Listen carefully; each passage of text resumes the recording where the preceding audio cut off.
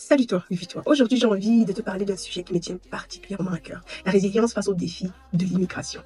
Je suis née ici, dans ce pays où je vis depuis toujours, l'Allemagne, et où j'ai grandi. Mes parents sont d'origine du Cameroun, avec une autre culture, avec d'autres traditions.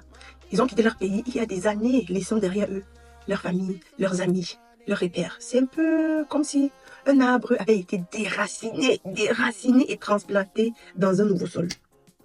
S'il fallait décrire cette expérience, c'est comme ça, c'est la métaphore que j'utiliserai. Au début, ça n'a pas été facile pour eux. Ils ont dû apprendre une nouvelle langue, s'adapter à une nouvelle culture, trouver du travail, se construire une nouvelle vie. Ils ont rencontré des difficultés, des obstacles, des moments de doute et de découragement. Mais ils ont toujours gardé espoir. Ils ont toujours cru en leur capacité à surmonter les épreuves, surtout par amour pour nous. Parce que vivre le défi de l'immigration dans un pays d'accueil, avec des enfants à l'appui, déjà que tu as déjà en tant que parent ta propre crise d'identité. Et s'il fallait encore gérer les émotions des enfants, franchement, chapeau à tous les parents qui traversent ou qui ont traversé ça. Vous êtes forts. Même si assez souvent, on ne prend pas le temps pour vous remercier. On ne prend pas le temps pour valoriser la force que vous êtes.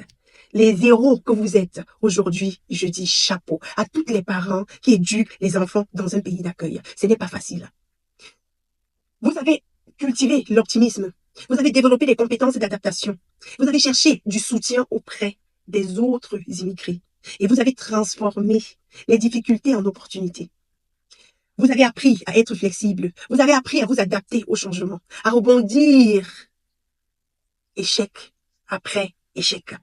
Vous avez découvert qu'il y avait une force, une résilience, une capacité à se relever et d'aller de l'avant malgré les obstacles, malgré l'humiliation que vous vivez au quotidien des autochtones de votre pays d'accueil, malgré le découragement, malgré la dépression, malgré les larmes, les pleurs, le désespoir, vous avez décidé de ne pas abandonner. Alors je me suis dit que, chers parents, vous étiez un peu comme cet arbre qui a traversé l'océan. Vous avez dû affronter les tempêtes, les vagues, le vent. Mais au final, vous avez réussi à vous enraciner dans un nouveau sol, à grandir, à vous épanouir. Nous, les enfants, nous sommes le résultat, la preuve de votre réussite, la preuve de votre force. Si parfois vous doutez de vous, si parfois vous avez l'impression que, parce que vous êtes la première génération à immigrer dans un pays d'accueil, que vous n'avez rien atteint, alors tournez-vous et regardez vos enfants. Regardez ce que vos enfants sont devenus. Regardez la belle réussite que vous avez faite. Parce que sans vous, sans votre sacrifice, sans les pleurs, sans la dépression, sans la résilience dans cette diversité, je parle pour tous les enfants comme moi. Je ne serais pas où je suis aujourd'hui. C'est grâce à vous que nous sommes ce que nous sommes aujourd'hui. C'est grâce à vous que nous avons pu atteindre, à vos sacrifices, que nous avons pu atteindre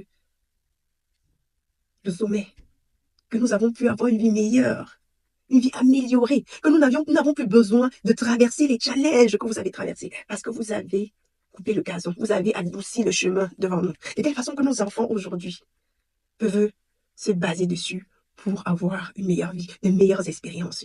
Vous avez fait tout le travail pour nous. Et j'ai compris que c'est grâce à vous que je suis, que nous sommes à lui aujourd'hui. Que nous pouvons dire tout haut, nous sommes hybrides et fiers de l'être.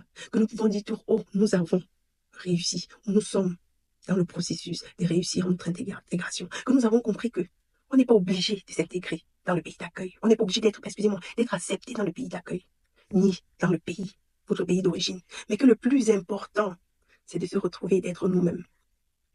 Et j'ai aussi compris que la résilience, c'est comme les muscles. C'est comme les muscles. Ça se travaille, ça se développe, ça se renforce. Et que chacun de nous a en lui cette capacité à surmonter les défis, à transformer les difficultés en opportunités. Pourquoi? Parce que vous nous avez montré que c'est possible. Parce qu'avant nous, vous l'avez fait, vous êtes un exemple pour nous. Et vous les amis, comment vous faites pour développer votre résilience face aux défis? Avez-vous des astuces à partager pour cultiver l'optimisme et transformer les difficultés en opportunités comme nos parents l'ont fait? Connaissez-vous des histoires inspirantes de personnes qui ont surmonté des épreuves grâce à leur résilience? Ici, je pense à toi, ma chère maman. Merci pour tout le travail que tu as fait pour nous. Merci pour tous les sacrifices que tu as fait pour nous. Tu as sacrifié ta vie dans ce pays d'accueil afin que nous, on puisse éclore, afin que nous ayons des opportunités. Je suis la preuve de ta réussite, la preuve que tu as réussi. Et c'est à moi de prendre la relève. Partagez vos réflexions, vos pensées en commentaire. Et je suis sûre que vos expériences, je suis sûre que vos histoires vont aider, vont motiver les gens comme nous qui grandissent ou qui surmontent les challenges de l'immigration, les challenges de s'installer ou qui sont en train de s'installer dans les pays d'accueil. Ça va les motiver, ça va les booster, ça va les donner espoir. Pourquoi? Parce que si vous avez réussi, si on a réussi, si nos parents ont réussi, ça veut dire qu'eux aussi, ils peuvent faire de même pour leurs enfants.